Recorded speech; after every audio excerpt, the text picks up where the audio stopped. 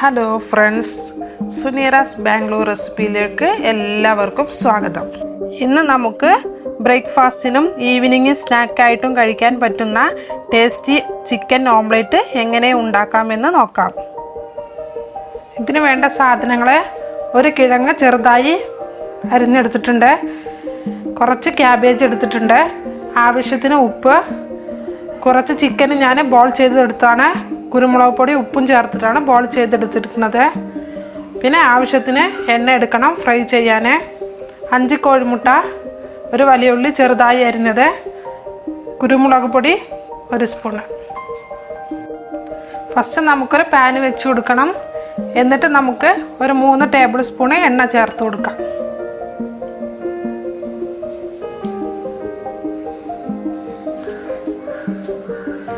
ഈ എണ്ണ ചൂടായി കഴിഞ്ഞാൽ ഇതിലോട്ട് നമുക്ക് കിഴങ്ങ് ചേർത്ത് കൊടുക്കാം. നല്ല പൊടിഞ്ഞ് ഇളക്കി കൊടുക്കണം.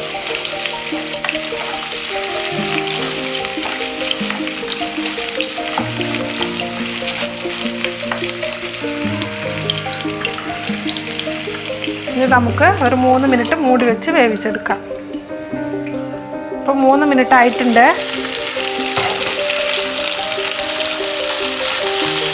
ഇനി ഇതിലോട്ട് നമുക്ക് ഉള്ളി ചേർത്ത് കൊടുക്കാം. എന്നിട്ടൊന്ന് ഇളക്കി കൊടുക്കണം.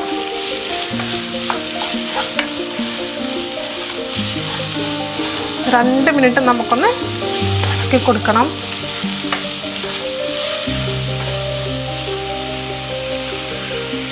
ഇനി ഇതിലോട്ട് ക്യാബേജ് ചേർത്ത് കൊടുക്കാം.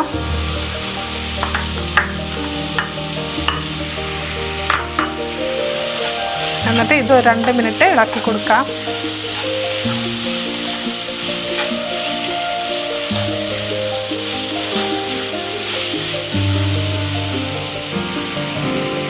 ഇതിലോട്ട് വേവിച്ചെടുത്ത ചിക്കൻ ചേർത്ത് കൊടുക്കണം. ഇനി കുറച്ച് ഉപ്പ് ചേർത്ത് കൊടുക്കാം. എന്നിട്ട് ഒന്നും കൂടെ ഒന്ന് ഇളക്കി കൊടുക്കണം.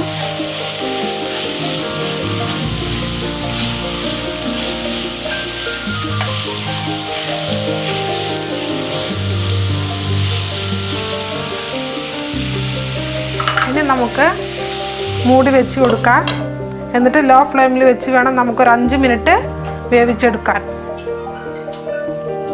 ഇടയ്ക്കൊന്ന് നമുക്കിതൊന്ന് തുറന്ന് കൊടുത്ത് ഇളക്കി കൊടുക്കണം.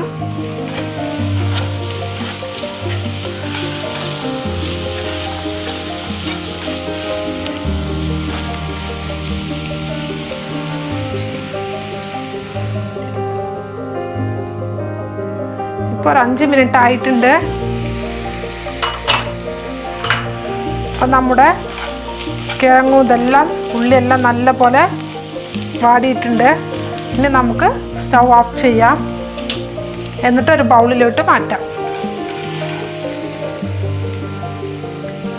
ഇനി ഇത് നല്ല പോലെ തണുത്ത് വരണം.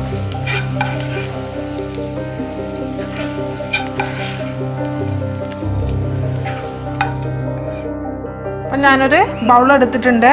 ഇതിലോട്ട് നമുക്ക് മുട്ട പൊട്ടിച്ചൊഴിക്കണം.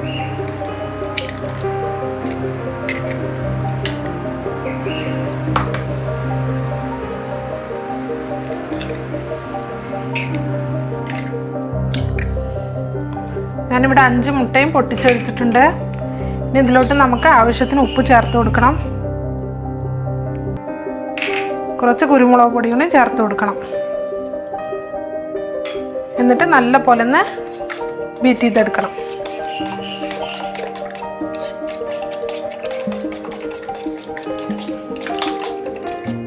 ഇപ്പം ഞാൻ നല്ല പോലെ അടിച്ചെടുത്തിട്ടുണ്ട്. ഇനി ഇതിലോട്ട് നമുക്ക് നമ്മൾ വേവിച്ചെടുത്ത ഉള്ളിയും ക്യാബേജും ചിക്കനും ചേർത്ത് കൊടുക്കാം.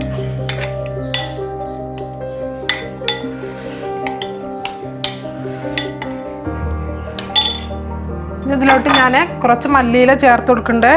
ഇത് ഓപ്ഷനിലാണ്, വേണമെങ്കിൽ ചേർത്താൽ മതി.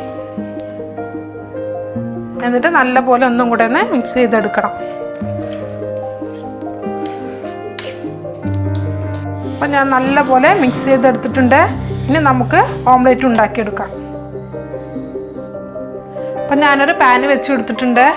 ഇതിലോട്ട് നമുക്ക് 2 ടീസ്പൂൺ എണ്ണ ചേർത്ത് കൊടുക്കണം. ഇനി എണ്ണ നല്ലപോലെ ചൂടാവണം.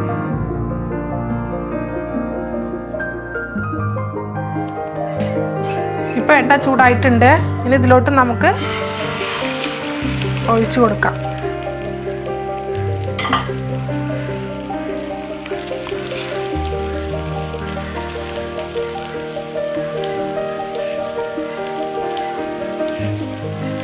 ഇനി നമുക്ക് മൂടി വെക്കണം.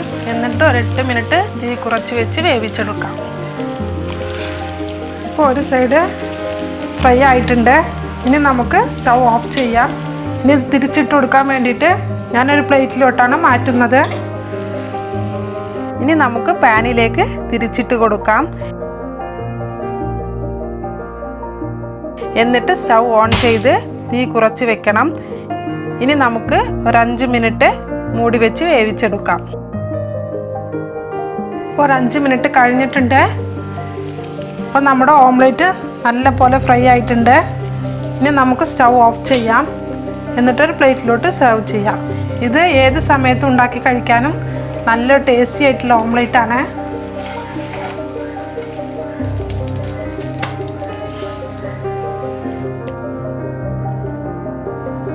അപ്പോൾ ഈ റെസിപ്പി നിങ്ങൾക്ക് ഇഷ്ടമായാൽ കമൻറ്റ് ചെയ്യുക. ഇതുവരെ സബ്സ്ക്രൈബ് ചെയ്യാത്തവരുണ്ടെങ്കിൽ തീർച്ചയായും സബ്സ്ക്രൈബ് ചെയ്യുക. അടുത്തുള്ള ബെൽ ഐക്കൺ കൂടി പ്രസ് ചെയ്യുക. അടുത്ത വീഡിയോയുമായി വീണ്ടും വരാം. Thank you.